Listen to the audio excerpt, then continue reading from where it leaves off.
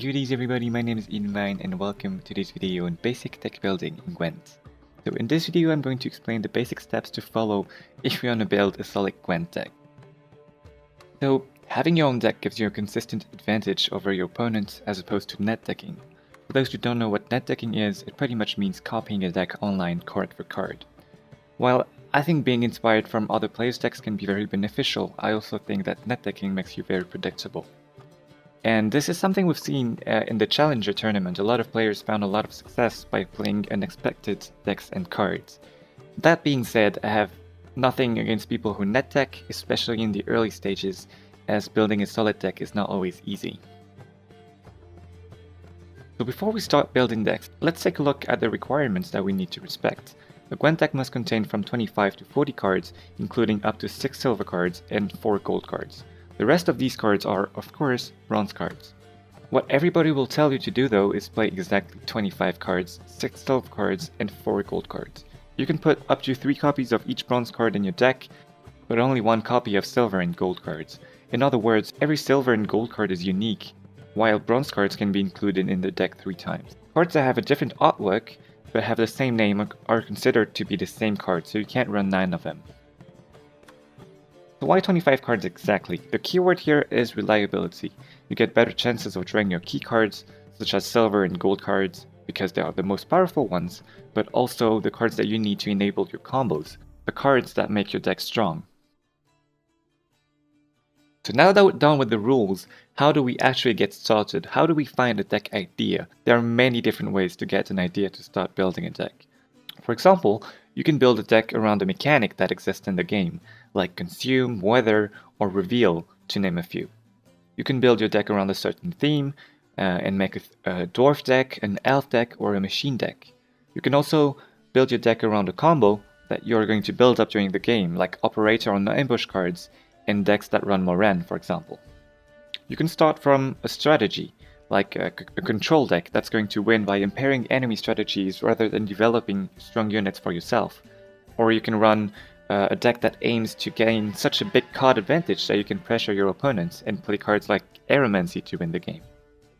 Sometimes decks are even built around one single card, and we've seen this especially in the previous patch with Permadeath decks that could proc Permadeath's effect 3 to 4 times per game, or decks that work around buffing Elias, and in the meta we're in, we even have decks built around Scorch. And finally, the last example of an idea to get started would be to build a deck to counter the current meta. Think about the most played decks, think about their win conditions, and trying to find a counter to this. The first step of deck building is creating the core. The core of the deck is going to be composed of the staple cards that will define the main idea of your deck. It will give the identity of your deck. This is also what is going to develop the main win condition of the deck. If we take the example of a Henselt gold card deck, then the main win condition is going to play Reinforced Siege Towers and place gold units on the board to create value.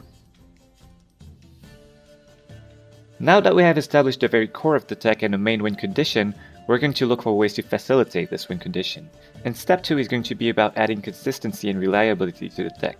We can't just hope to draw our important cards in order to win the game, we have to force our luck. And in order to do this, we're going to add facilitators, cards that help you access to the rest of the cards in your deck. These cards can include Priscilla, King of Beggars, Alzor's Double Cross, or even First Lights. This is also the step where you're going to add spies or other deck thinners and all the other cards that seem to fit well with your core. Step 3 is going to focus on win conditions again. From the core of the deck we've established the main win condition, but what if this strategy gets countered? What will happen if my opponent outpowers me anyway? We need a plan B. And for example, this could be the moment where you start adding some control cards just to make sure that you don't get overwhelmed by high value cards like Monsters Consume, for example. Step 4 is testing. Testing is probably the most important phase of the deck building. Some decks can look great on paper, but they can be shut by cards or decks that we haven't thought of. Testing allows you to evaluate how good your deck is overall, but also how good certain card combinations can be. So this step is going to be focusing on testing and refining the deck until you get a version you're satisfied with. Try to play your deck as much as possible, try out different matchups, and tweak the deck according to the results. Even if you're playing a deck that you found online, it's often a good idea to tweak it according to what fits you better or depending on the current meta. Some decks aren't completely adapted to the metas at all MMR ranges, and Sometimes you need to trust yourself. Don't feel afraid to change a few cards from a deck made by a good player. That's particularly true if you don't own all the cards from these decks. It's okay to try out other options, and you don't need to craft everything. The final step when you're satisfied with your deck is going to be teching. Teching means including cards or making small adjustments to your deck in order to counter the meta or a particular deck. Depending on the current meta, some cards can be particularly effective. For example, Spheres is a card that was generally considered to be bad, but it started seeing some play in the previous meta after consume decks were running a lot of Neckers and became so popular. Teching applies most often to control cards. The easiest example is comparing the 3 main bronze control cards that each see some play depending on the most popular decks. Manticore Venom is particularly strong against 4 strength cards like Reinforced Siege Towers, for example.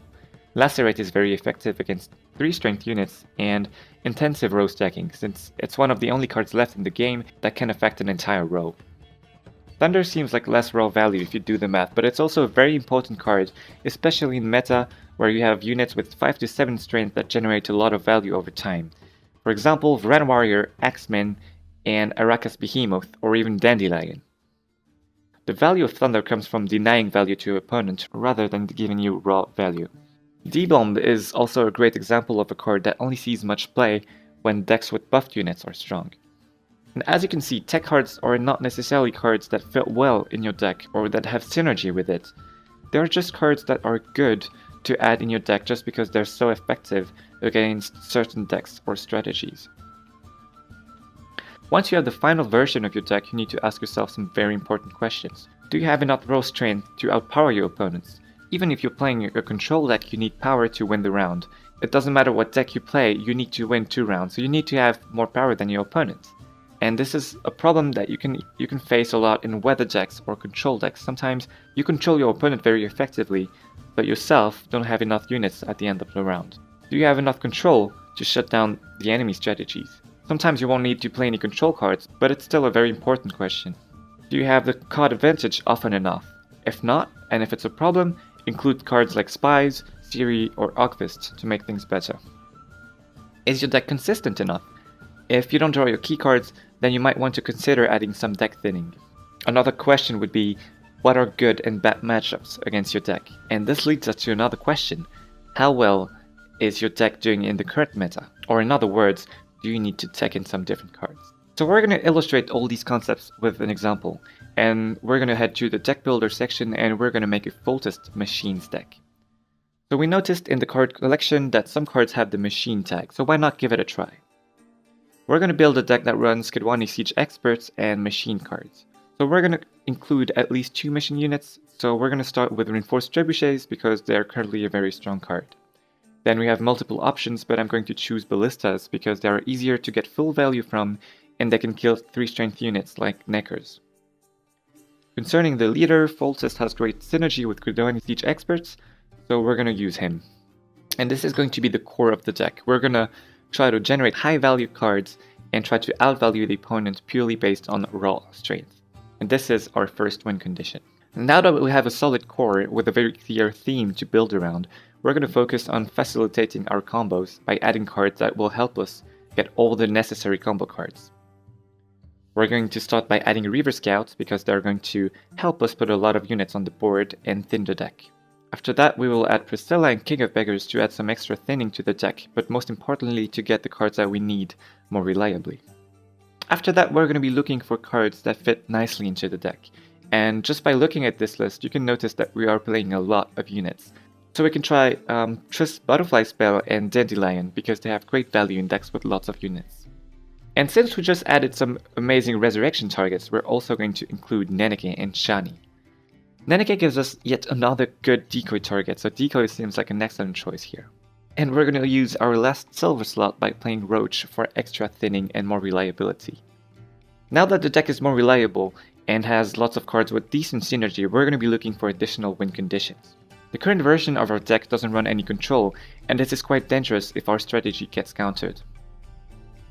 We're going to start by adding Geralt's Igni to the list and Yennefer the Conjurer, because these 2 cards each counter a good number of decks. I'm also going to be adding Azor's Thunder to get some control and disruption.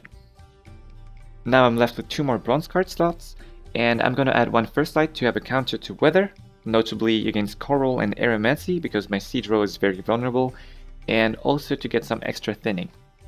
Then I'll be very greedy and add a copy of Adrenaline Rush because it has a huge synergy with Voltus, and I want to have an answer to monsters carryovers. So this is the first version of the deck running exactly 25 cards. I could tweak the gold cards around if I needed to.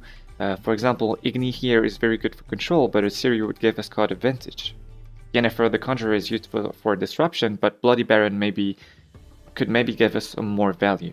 If I feel like Adrenaline Rush is a little too greedy, I could also replace it with another control card, but the best way to figure this out is by testing the deck, which is something I might do in some future gameplay videos so you guys can see how this deck is going to evolve.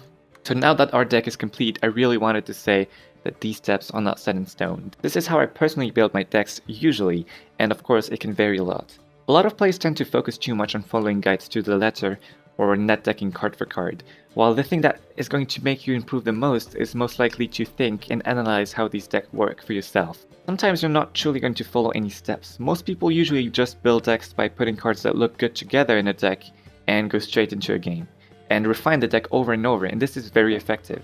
Do whatever works for you and experiment if you have a chance. Building decks is also a really good way to learn about the game. It doesn't matter if all your decks are not tier 1, there's no best feeling in the game than having success with your own breed and playing a deck that fits your playstyle, or that features cards that you love. And that's gonna do it for this video. Thank you so much for watching. I'll be trying to keep up with the upload schedule and release one edited guide a week, as they do take quite a while to make, but I will release gameplay VODs in between and if I can record some interesting games that I wanted to share. As you probably noticed, I also completely reworked my graphics. All this was done manually, so it took quite some time, but I'll try to keep innovating and come up with additional drawings next time. If you have any feedback, feel free to share it with me in the comments. I read and answer everything I can. So thank you so much for watching once again. Thank you for the awesome feedback I received about the previous video, and I'll see you guys next time.